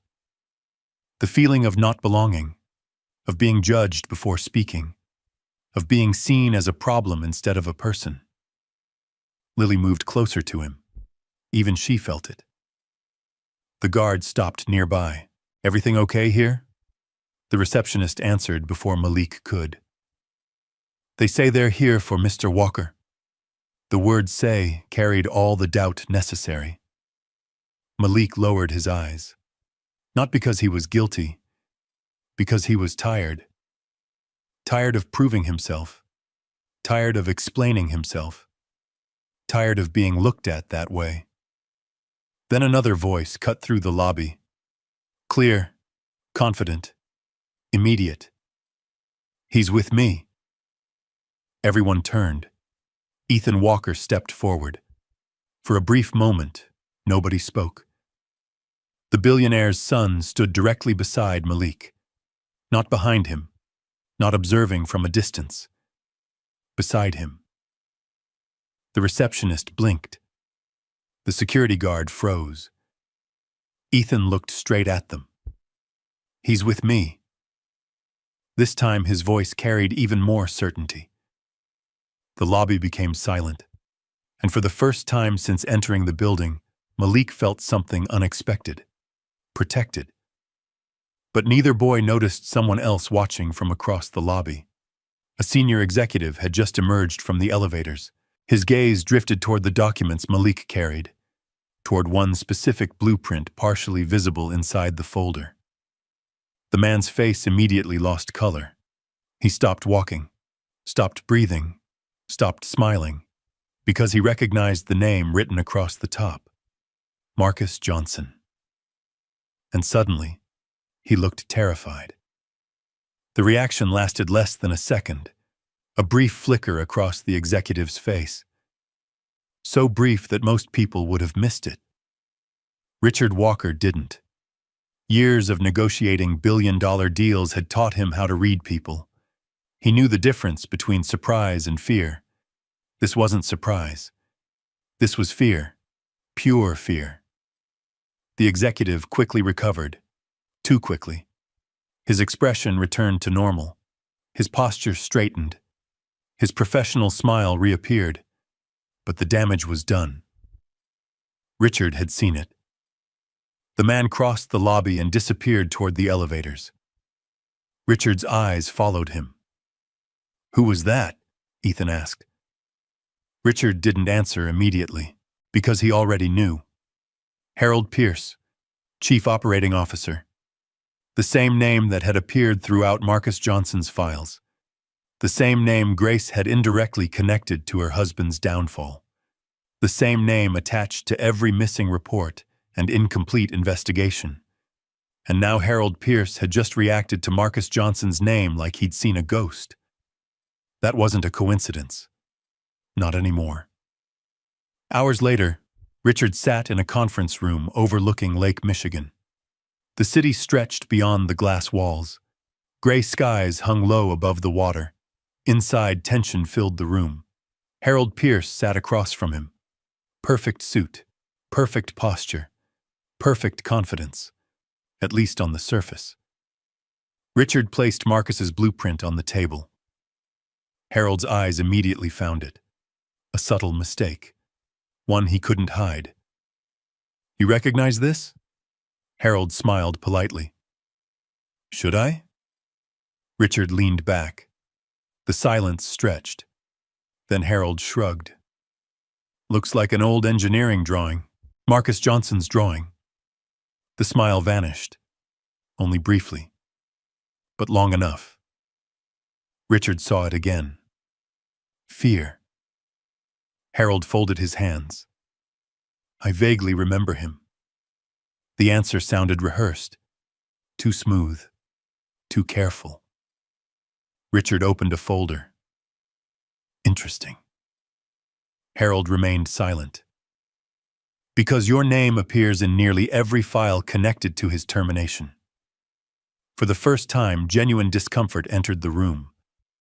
Harold shifted slightly. Marcus had performance issues. Richard stared at him. No. The single word landed heavily. Harold blinked.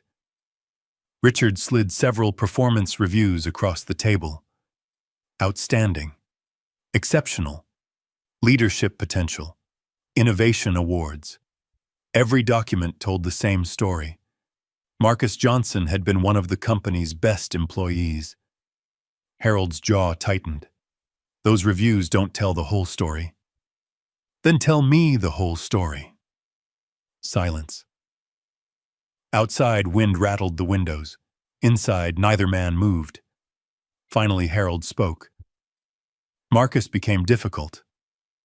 Difficult? He made accusations. What kind of accusations? Harold looked away briefly, then back. The kind disgruntled employees make. Richard didn't buy it. Not for a second. Because he'd spent enough time around Malik to understand something important. Marcus Johnson's family wasn't filled with bitterness. They weren't opportunists. They weren't chasing money.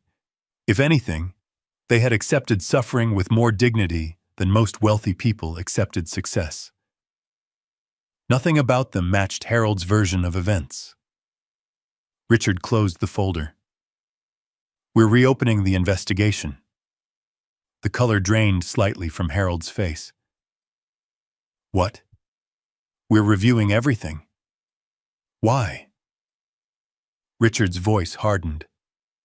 Because I own this company. The meeting ended minutes later, but the story didn't, not even close. That evening, Richard returned to the hospital. The Johnson family sat together eating dinner. Real dinner, hot dinner, not leftovers from dumpsters, not half sandwiches, not whatever could be found. A proper meal. Grace smiled when she saw him. Long day? Richard laughed softly. You have no idea. Malik noticed something immediately. Richard looked different. Focused. Determined. The way people look when they've decided something. What happened? Richard sat down. For a moment, he simply looked at Marcus's family. The family Marcus had spent his life protecting. Then he spoke. I met Harold Pierce. The room became still. Grace's smile vanished. Malik frowned. The name clearly meant something. A lot. Grace lowered her fork slowly. What did he say? Not much. The answer came honestly, but what he didn't say was more important. Grace looked away. Pain crossed her face. Old pain. The kind that never completely heals. Marcus hated him. Richard remained silent. She continued. Not because Harold was his boss. Her fingers tightened around the napkin. Because Marcus believed Harold was stealing. The room grew quiet. Even Lily stopped eating. Grace rarely talked about those years. Stealing what? Ethan asked. Grace hesitated, then finally answered. Credit. The word seemed strangely small, yet somehow enormous. Marcus designed systems. She looked toward Malik. Really good systems. Richard nodded. The blueprints confirmed that. One day he came home angry. Grace's eyes drifted toward the window, as if watching the memory unfold. He said someone was taking his work, someone higher up, someone powerful. Nobody needed clarification. Everyone knew who she meant. Did he have proof? Richard asked. Grace nodded. He said he did. The answer sent a chill through Richard, because if Marcus had proof, where was it? Grace sighed. He kept everything. Richard sat forward. What does that mean? He never threw anything away. The billionaire froze. His mind immediately raced through possibilities. Boxes, files, storage units, blueprints, evidence. Then Malik suddenly spoke. There might be more. Everyone turned. The boy looked uncertain. In the shoebox.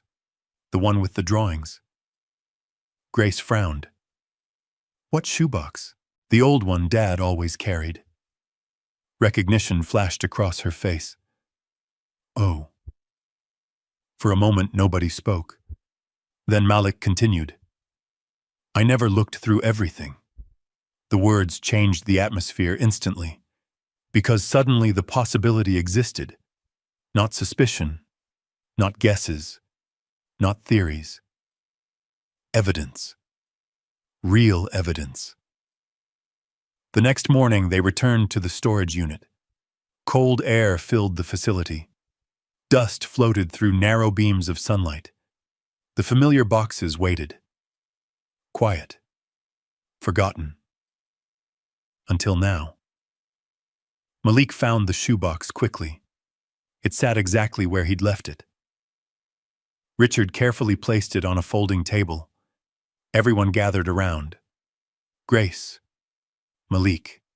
Ethan. Even Lily watched. Slowly they removed the contents. Blueprints, notes, sketches, calculations, letters, more letters, and then something unexpected. An old USB drive. Tiny, black, ordinary, yet somehow it felt important. Very important. Malik stared. I've never seen that before. Neither had Grace. Richard picked it up carefully. The room suddenly felt smaller, the silence heavier, because instinct told him this wasn't random. Marcus Johnson had kept this hidden for a reason, a very good reason. Richard looked at the faded label attached to the side. The handwriting was worn, almost unreadable, but one word remained visible. Evidence. Nobody spoke. Not even Lily. Because somehow everyone understood. Whatever was stored on that drive might finally explain everything. Richard slipped the USB into his pocket. His heartbeat quickened. Years of buried questions suddenly felt closer to answers. Outside, a train horn echoed somewhere across the city. Inside the storage unit, a family stood on the edge of a truth they had waited years to uncover, and none of them were prepared for what they were about to hear. The drive was so small, so ordinary, a simple black USB stick no larger than a thumb, yet everyone in the room stared at it as if it carried the weight of an entire lifetime. Maybe it did. Outside the storage facility, traffic hummed in the distance. A freight train rolled somewhere across Chicago's south side. Inside Unit 147, nobody spoke. Richard finally broke the silence. We need a computer. 30 minutes later, they gathered in a private conference room at Walker Technologies. The room overlooked the city skyline. Clouds drifted slowly above Lake Michigan. Normally, executives met here to discuss million-dollar contracts. Today, the room held something far more important. Grace sat beside Malik. Lily leaned against her mother's shoulder. Ethan sat quietly across from them. No one touched the snacks placed on the table. No one checked their phones. Richard inserted the USB drive. For a moment, nothing happened. Then folders appeared on the screen. Documents, spreadsheets, emails, photographs, audio files, hundreds of files. The room fell silent. Marcus Johnson hadn't simply saved evidence, he had preserved an entire story. Richard opened the first folder. Internal reports appeared, project evaluations, budget records, design submissions. Each document seemed connected to a logistics platform Marcus had been developing years earlier. Richard's eyes widened. He recognized parts of it immediately. Not because he had seen Marcus's version, because Walker Technologies was currently using similar systems. Systems generating millions of dollars every year. Systems credited to someone else. Harold Pierce. The realization sent a chill through the room. Malik didn't fully understand the technical details, but he understood one thing. His father's name wasn't on work that clearly belonged to him. Richard opened another file. Emails filled the screen. Message after message. Marcus reporting discrepancies. Marcus questioning missing funds. Marcus raising concerns. Marcus asking for investigations. Each time the responses followed the same pattern. Dismissed, ignored, delayed, buried. The room grew heavier. Grace covered her mouth. Tears filled her eyes. For years she had believed Marcus. But believing and proving were different things. Now proof sat directly in front of her, and it hurt. Because every page confirmed something terrible. Marcus had been telling the truth. Then Richard found a folder labeled Final. The title alone made everyone uneasy. Inside sat a single audio file. Nothing else. Just one recording. The timestamp showed it had been created 3 days before Marcus died. Nobody spoke. Richard moved the cursor toward the file. His hand hesitated. Grace looked away. Malik stared at the screen. Ethan felt his pulse quicken. Somehow they all knew this was different. This wasn't evidence. This was personal. Richard clicked play. Static filled the speakers. A few seconds passed. Then a voice emerged. Warm, calm, gentle, testing. The room froze. Grace immediately covered her mouth. Lily looked confused. Malik stopped breathing, because even after all these years, he recognized it. His father's voice. Marcus Johnson. Alive again. Not through photographs. Not through memories. Through sound. The effect was overwhelming. The recording continued. If you're listening to this, something has gone wrong. Nobody moved. The city skyline stood motionless beyond the windows. Even the clouds seemed frozen. Marcus sighed softly. I hope I'm being paranoid. A nervous laugh followed. But if you're hearing this, I probably wasn't. Grace began crying quietly. Malik stared at the screen, unable to blink, unable to look away. The voice continued. I found evidence that project funds were redirected. A pause. I reported it. Another pause. And now people are telling me to stop asking questions. Richard felt his jaw tighten. The room had become ice cold. Marcus continued. I'm leaving copies of everything. The recording crackled briefly. Then his voice returned.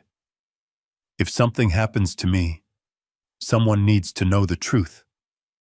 Nobody spoke. Nobody could. The weight of those words pressed down on everyone. Then Marcus said a name, the name they had all expected. Harold Pierce. The room erupted into silence. Not shock. Confirmation. The kind that hurts more than surprise. Because deep down they already knew. Marcus continued speaking. He described meetings, threats, pressure, manipulated reports, missing funds, stolen project designs, everything, piece by piece, patiently, clearly. The evidence was devastating. Richard's face darkened with every minute. The more he listened, the angrier he became. Not because of money, not because of the company, because a good man had been destroyed. A good man had tried to do the right thing, and nobody had listened. Then the recording changed. The business details faded. The professional tone disappeared. Marcus became something else. A husband. A father. The room felt smaller, more intimate, as if everyone had suddenly been invited into a private conversation. If Grace is hearing this, his voice softened. I love you. Grace broke completely. Years of grief crashed through her defenses. She lowered her head and cried openly. Lily wrapped her arms around her mother. Malik stared at the speaker. Frozen. Marcus continued. You were always stronger than me. Grace laughed through tears, the exact words he used to tell her. Every anniversary, every birthday, every difficult moment. Then came another pause. Longer this time. And when Marcus spoke again, his voice trembled slightly. As for my children, Malik immediately sat forward. The room seemed to hold its breath. Malik. The name echoed through the speakers. The boy's eyes filled instantly. If you're old enough to understand this. Marcus paused. Then I'm sorry I wasn't there. Nobody could speak. The pain in the room became almost tangible. Marcus continued. You'll probably feel angry. You'll probably feel hurt. You might even feel alone. Tears rolled down Malik's face. For years he had felt exactly those things. Every single one. Then came the sentence that changed everything. The sentence that silenced the room. The sentence nobody would ever forget. Malik, if one day you hear this, don't let the world make you stop being kind. The words hung in the air, heavy, beautiful, heartbreaking. Ethan lowered his head. Richard closed his eyes. Grace cried harder, because somehow Marcus had described his son perfectly, despite the hunger, despite the humiliation, despite the dumpsters, despite the poverty. Malik had remained kind, exactly as his father hoped. The recording continued for a few more moments. Marcus spoke to Lily, spoke to Grace, spoke about faith, about hope, about truth. Then it ended. Silence filled the conference room. Nobody moved. The city stretched endlessly beyond the glass walls. Cars moved below. People lived their lives. Yet inside this room everything had changed. Several minutes passed before anyone spoke. Finally, Richard stood. His voice was quiet, controlled, but underneath it burned something fierce. Anger, determination, justice. He looked directly at Grace, then at Malik, then at the screen. I should have found this years ago. Nobody argued. Because he was right. Richard took a deep breath, then reached for his phone. What are you doing? Ethan asked. Richard's eyes never left the evidence. His answer came immediately. I'm calling legal. Another call. And compliance. Another. And the board. The room understood. This wasn't an investigation anymore. This was accountability. Real accountability. For the first time in years, the truth finally had a voice, and this time people were listening. Hours later, after attorneys reviewed the files, Richard stood alone in his office. Night had fallen over Chicago. The city glowed beneath him. His phone rang. The caller ID displayed one name, Harold Pierce. Richard answered. Neither man spoke at first. Finally, Harold broke the silence. I heard you found something. Richard stared at the skyline. You're suspended. The silence on the other end lasted several seconds. Then Harold laughed nervously. You can't be serious. I'm very serious. The laugh disappeared. Richard's voice hardened, effective immediately. He ended the call. No argument, no debate, no negotiation, just consequences. Back in the conference room, the Johnson family sat together quietly. No celebrations, no excitement, only exhaustion. Because justice didn't erase pain, it simply acknowledged it. Malik stared at the dark computer screen.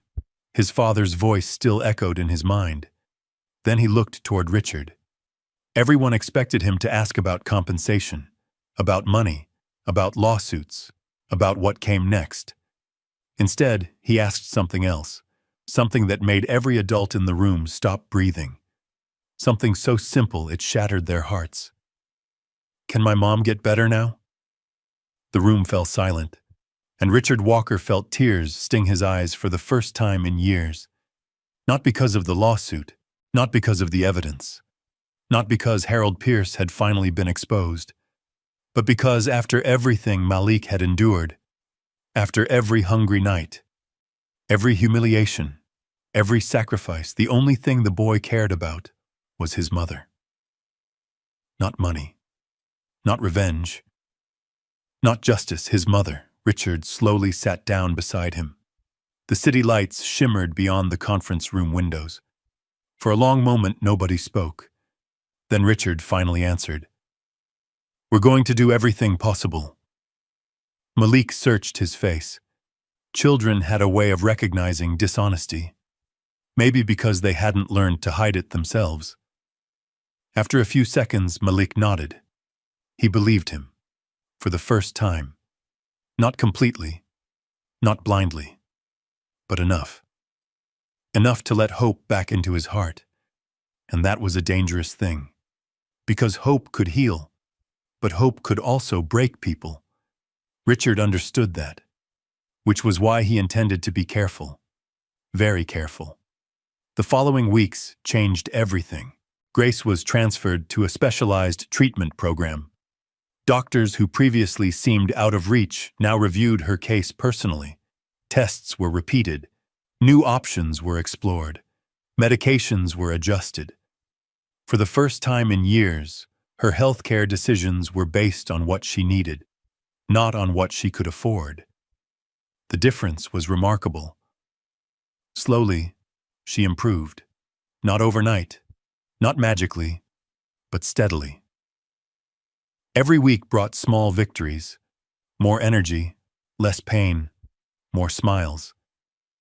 The Johnson family noticed. So did Ethan. One Saturday afternoon, he accompanied Richard to the hospital. When they entered Grace's room, they found Lily laughing. Actual laughter. The kind that filled a room. The kind that hadn't existed there before. Grace sat upright near the window. Sunlight touched her face. She looked stronger, healthier, alive. Look who's here, Lily announced. Ethan grinned. What are we celebrating? Grace smiled. The doctor said I'm responding well. The room brightened instantly. Malik lowered his head, trying unsuccessfully to hide his emotions. Ethan noticed. So did Richard. Nobody embarrassed him by mentioning it. Some feelings deserved privacy. That afternoon, as the children played cards near the window, Richard sat beside Grace. He handed her a folder. What is this? Something I've been working on. Grace opened it slowly. Her eyes widened, then widened again. By the third page, Tears had appeared. "Richard," the billionaire smiled. "It's not charity." Grace looked up, confused. "It's recognition." Inside the folder sat documents restoring Marcus Johnson's name to the logistics platform he had designed. Years of false attribution were being corrected. Every internal record, every project history, every innovation archive. Marcus Johnson's contributions would finally be acknowledged. Publicly, officially, permanently. Grace pressed a trembling hand against her mouth. For years she had feared Marcus would be forgotten, that history would erase him, that the truth would disappear. Now the opposite was happening. The truth was finally returning. A few days later, another announcement followed. This one surprised even Richard's board of directors. The company launched a new initiative, the Marcus Johnson Foundation. Its mission was simple: provide meals, educational opportunities, and technology training for children facing economic hardship, especially children who, like Malik, had learned too early how heavy life could become. The media immediately took interest. News outlets requested interviews. Investors praised the decision. Community leaders offered support. But Richard wasn't thinking about public relations. He was thinking about a hungry boy at a bus stop. Everything had started there. One sandwich. One act of kindness. One child refusing to become selfish despite every reason to do so. A month later, the official launch event arrived. The ballroom overlooked downtown Chicago. Crystal chandeliers hung from high ceilings. Large screens displayed photographs of Marcus Johnson. Employees filled the room. Community leaders arrived. Journalists set up cameras. The atmosphere felt important, historic. Backstage, Malik adjusted the collar of his new suit. He hated suits. Lily loved hers. She had spent 20 minutes admiring herself in a mirror. Grace laughed every time she remembered it. "Relax," Ethan said. "I'm trying." "No, you're not." Malik rolled his eyes. Ethan laughed. The friendship between them had developed quietly, naturally, without effort. Neither boy fully understood it, but everyone else did. Trauma had introduced them. Kindness had connected them. Truth had bonded them. Eventually, someone knocked on the door. "They're ready." The ballroom lights dimmed. Richard Walker stepped onto the stage. Applause filled the room. He spoke briefly about integrity, about accountability, about recognizing overlooked contributions. Then he did something unexpected. He invited Malik onto the stage. The room applauded again. Malik froze. He hated attention. Ethan grinned. "You got this." Malik walked forward. Thousands of eyes followed him. Television cameras turned. Reporters raised notebooks. Yet somehow none of that frightened him as much as public speaking. When he reached the podium, silence settled across the ballroom. The prepared speech sat in his pocket. Richard had helped him write it. Several executives had reviewed it. Everyone expected him to read it. Instead, Malik looked out across the room, then folded the speech and put it away. The audience waited. "My dad used to tell me something." His voice trembled slightly, then steadied. He said people should be remembered for who they really are. Silence deepened. Malik continued. "A lot of people feel sorry for us." He glanced toward Grace, then Lily, then Richard. "We don't need pity." His words carried surprising confidence. We needed the truth. Several people wiped away tears, including some who barely knew the family. Malik swallowed. "My father wasn't perfect." A soft laugh moved through the audience. "He forgot birthdays." More laughter. "He sang terribly." Even Richard laughed, but he was honest. The room quieted again. And that's how I want people to remember him.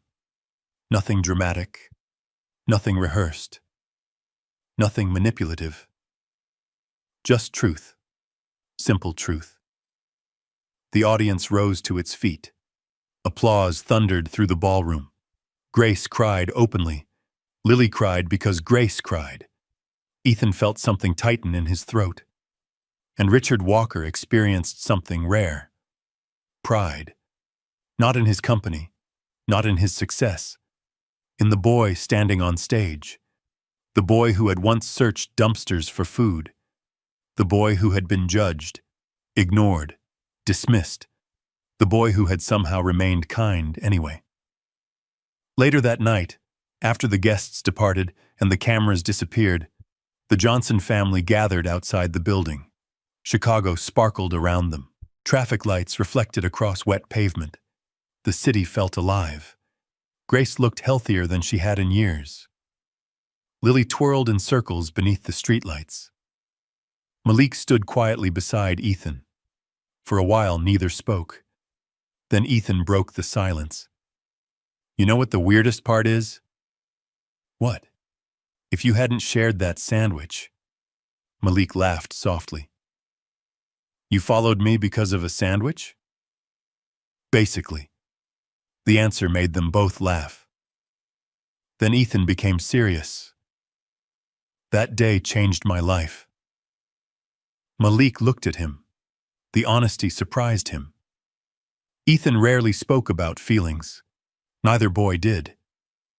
But tonight felt different. It changed mine too, Malik admitted. Above them, the city lights glowed against the night sky.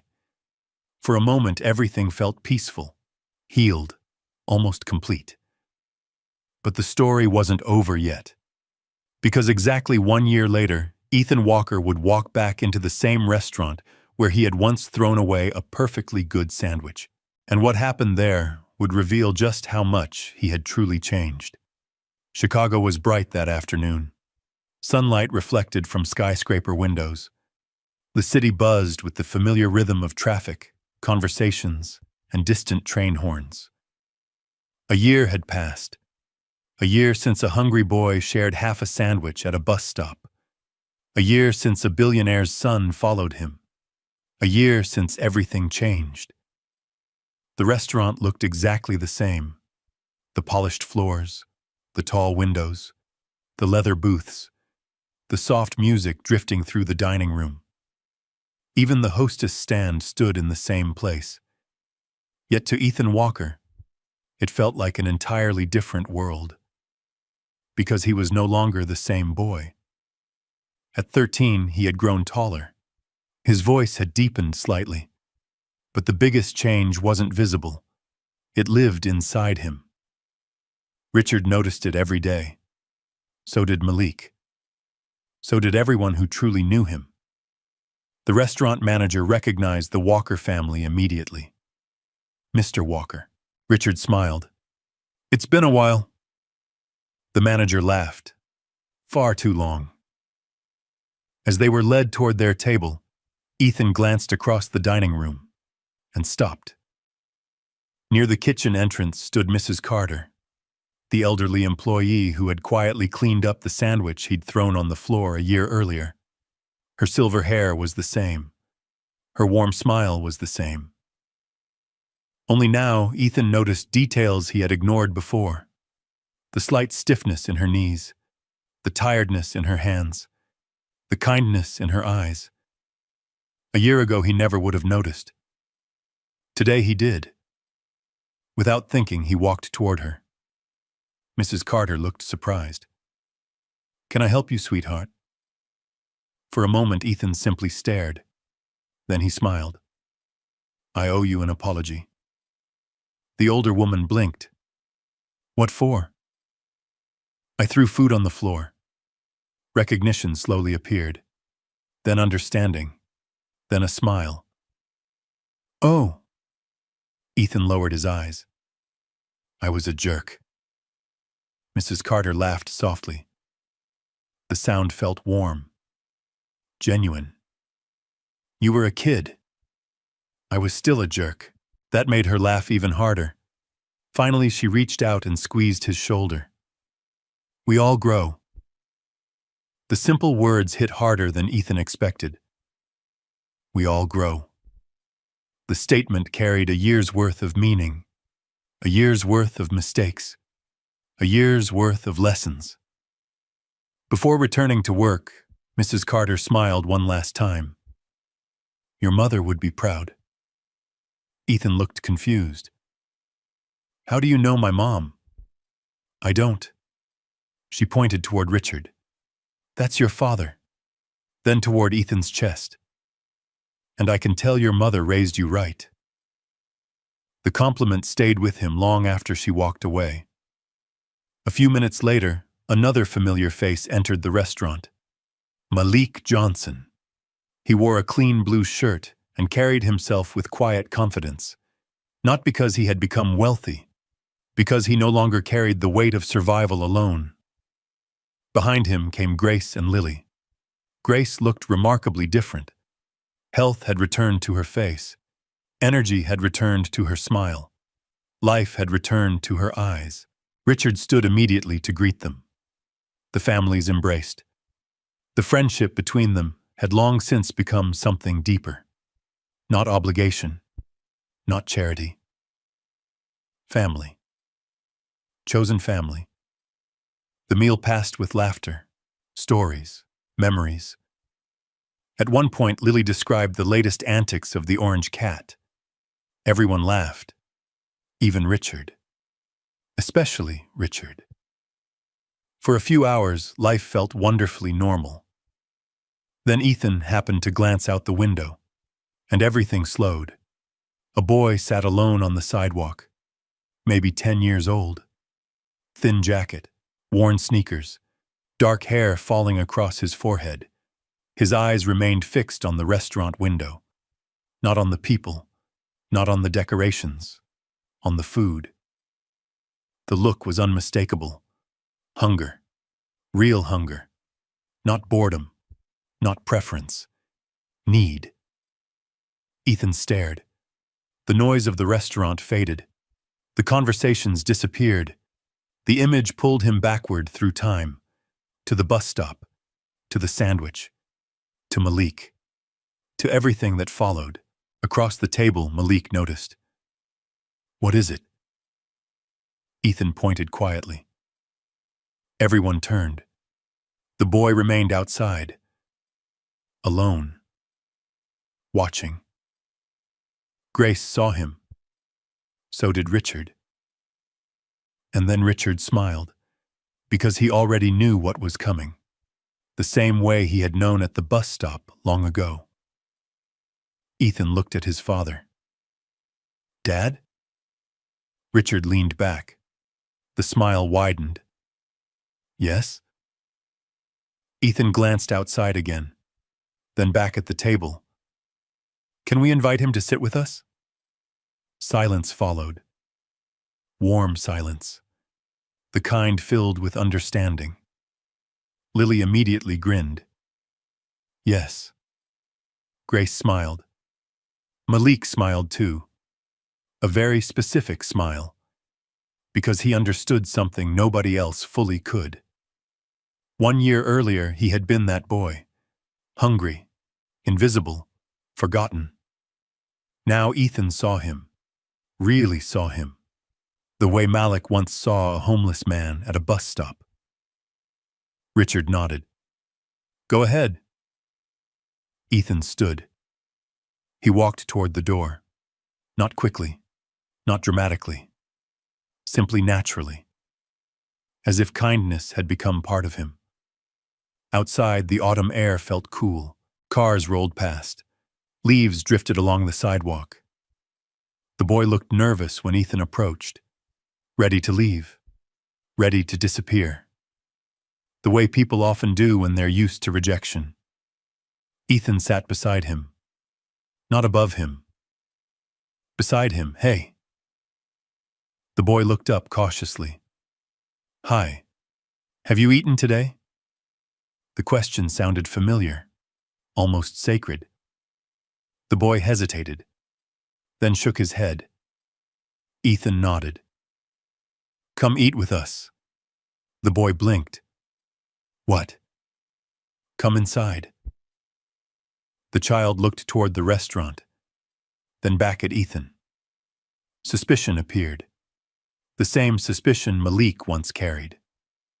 "Why?" Ethan smiled. Because a year ago he wouldn't have known the answer. Today he did. Because someone did the same thing for me.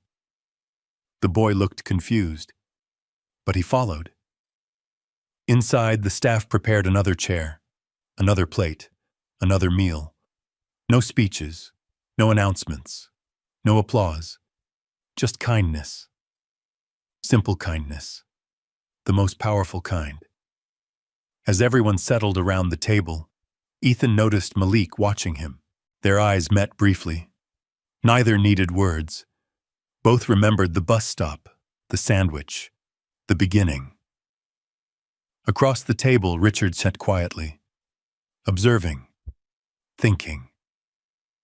A year earlier, he believed success was measured by profits, growth, and achievements. Now he understood something larger. A company could change a city. Money could change circumstances. But kindness changed people, and changed them forever.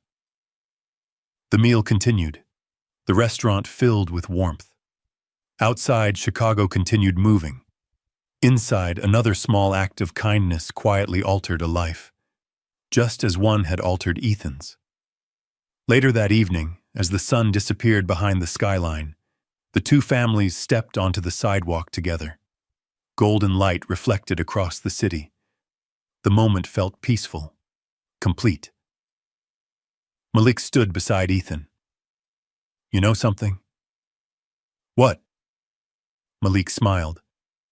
"You never got that drone." Ethan laughed. "I forgot about it." The answer surprised neither of them, because it was true. The drone, the sandwich, the selfishness, they belonged to another version of him, a version that no longer existed. Richard looked toward the setting sun, then toward the two boys, one born into wealth, one born into hardship. Yet somehow each had saved the other. People often believed this story was about a billionaire helping a struggling family, but that wasn't the whole truth. The deeper truth was much simpler. A hungry boy with a kind heart had changed the life of a billionaire's son. And because he chose kindness when life gave him every reason not to, an entire chain of hope began. One sandwich became a friendship. One friendship became justice. One act of kindness became a foundation helping thousands. And one boy who once threw away food learned to see the hunger hidden inside other people. The city lights slowly flickered on. The families walked away together. Not rich and poor, not different worlds. Just people. Connected by compassion. Connected by truth. Connected by a single choice. And somewhere in the distance, beneath the glow of Chicago's skyline, the memory of Marcus Johnson lived on exactly as he deserved. Not as a victim, not as a forgotten employee, but as a good man whose kindness survived through his son, and through everyone his son inspired. If this story touched your heart, remember one thing. You never know how far a small act of kindness can travel. Sometimes it changes a day, sometimes it changes a life, and sometimes it changes generations. When Ethan walked out of that restaurant and sat beside a hungry boy, then shared a meal just as Malik once shared half of his only sandwich, the story finally came full circle. What began at a lonely bus stop became something far bigger than either of them could have imagined. This story is a reminder that the people we overlook often carry more strength, dignity, and courage than we realize. The cost of judging someone too quickly is that we may miss the very person who could change our lives for the better. Today, Think about one person you've quietly made assumptions about without really knowing their story. The next time you see someone struggling, remember Malik and give yourself a chance to see the person before you see the circumstances. If this story touched your heart, comment one below. And tell me honestly, have you ever met someone who completely changed your view of the world after a single act of kindness? I'd love to read your story. And stay with us because the next story begins with one small decision that nobody thought mattered until it changed everything.